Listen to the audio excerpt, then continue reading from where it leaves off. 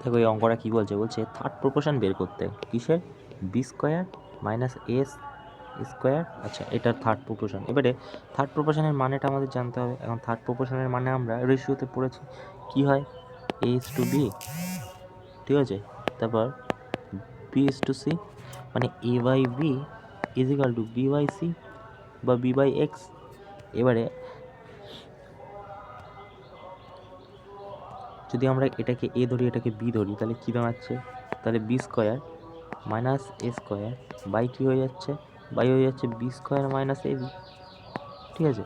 আর এখানে কী হয়ে যাচ্ছে? ইজিক্যাল টু হয়ে যাচ্ছে B square minus A B, ঠিক আছে? এখানে কী হচ্ছে? এক্স। এবারে তুমি একটা কাজ করো যে এ আর বি এর মান ধরে নাও, এ আর বি এর মান ধরে নাও।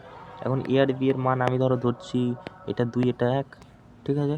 এবারে 2 দুগুণ 4 মাইনাস 1, আর এখানে কত হবে? 4 মাইনাস 2 1 2 ইজিক্যাল টু 4 মাইনাস 4 1 1 আচ্ছা, আর এখানে 2 দুগুণ 4 আর 2 1 2, ওকে।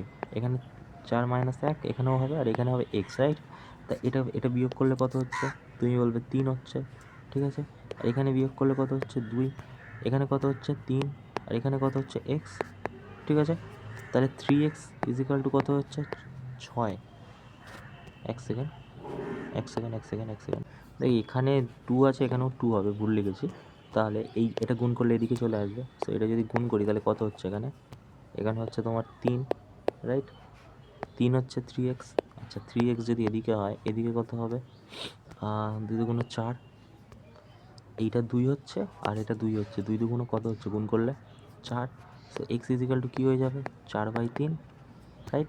এবারে এই উত্তরগুলোর মধ্যে 4/3 কোনটাই হচ্ছে দেখি, চলো। 2 এর মান কত ধরেছি? 2 এর মান তুমি বলে 2 এর মান ধরেছি হচ্ছে 2, তাহলে 2 দুগুণ 4 হচ্ছে এখানে, আর কি হচ্ছে? 2 মাইনাস 1, আর নিচে হচ্ছে 2 1 2, আর হচ্ছে 1। সো দেখো তো 3 হচ্ছে কি না?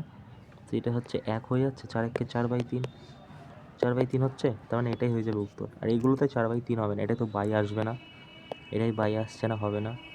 এটাও যদি করো হবে না, সেটাই হয়ে যাবে উত্তর, ওকে?